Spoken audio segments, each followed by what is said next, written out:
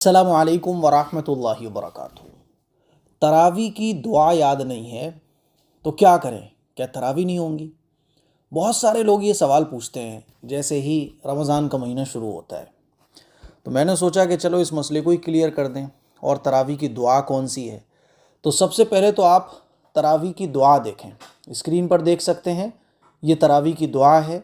सुबहान दिल मुल्की वल मलकूत, सुबहान दिल इज़्ज़ति वल अज़मति वल हैबति वल क़ुदरति वल किब्रियाइ वल जबरूत, सुबहानल मलिकिल हय्यिल लज़ी ला यनामु वला यमूत, सुब्बूहुन क़ुद्दूसुन रब्बुना व रब्बुल मलाइकति वर्रूह, अल्लाहुम्मा अजिरना मिनन नार या मुजीरु या मुजीरु या मुजीरु।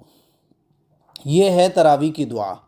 इसका तर्जुमा है, पाक है वो अल्लाह जो मुल्क और बादशाहत वाला है, पाक है वो अल्लाह जो इज़्ज़त वाला और अज़मत वाला और हैबत वाला और कुदरत वाला और बड़ाई वाला, पाक है वो अल्लाह जो बादशाह है, ज़िंदा रहने वाला है, न उसके लिए नींद है और न मौत है, वो बे इंतहा पाक है, बे इंतहा मुक़द्दस है, हमारा परवरदिगार और फ़रिश्तों और रूह का परवरदिगार है।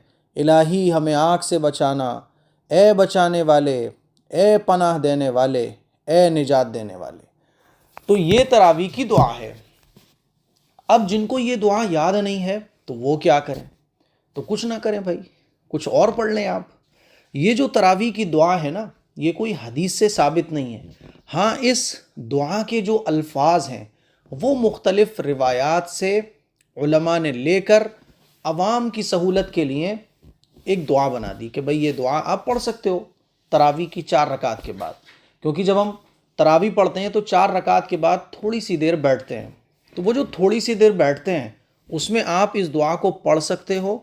लेकिन अगर ये दुआ याद नहीं है तो परेशान होने की ज़रूरत नहीं है। आप कुछ भी पढ़ लो, आप कोई सूरत पढ़ लो, आप इस्तिग़फ़ार पढ़ लो, आप दुरूद शरीफ पढ़ लो, और कुछ नहीं पढ़ो तो खामोश बैठे रहो।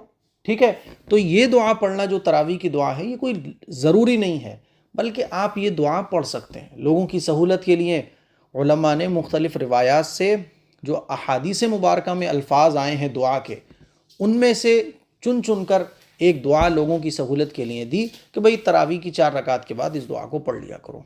याद नहीं है तो कोई बात नहीं है। जैसे कि मैं इस दुआ को नहीं पढ़ता हूँ, मैं क्या करता हूँ भाई, मैं तरावी में जो कुरान पढ़ रहा होता हूँ उसके बारे में ही सोचता हूँ कि मुझे अगली 4 रकात में क्या पढ़ना है ना। तो आप इसको पढ़ सकते हो। याद नहीं है तो परेशान होने की ज़रूरत नहीं है। और कोई ऐसा भी नहीं है कि याद करो इस दुआ को, कर लो तो ठीक है, आपकी मर्ज़ी है। तो मुझे उम्मीद है ये मसला आपको बहुत अच्छे तरीके से क्लियर हो गया होगा। इसको शेयर करें, दूसरों तक पहुँचाएँ। अस्सलामु अलैकुम वरहमतुल्लाहि वबरकातुहू।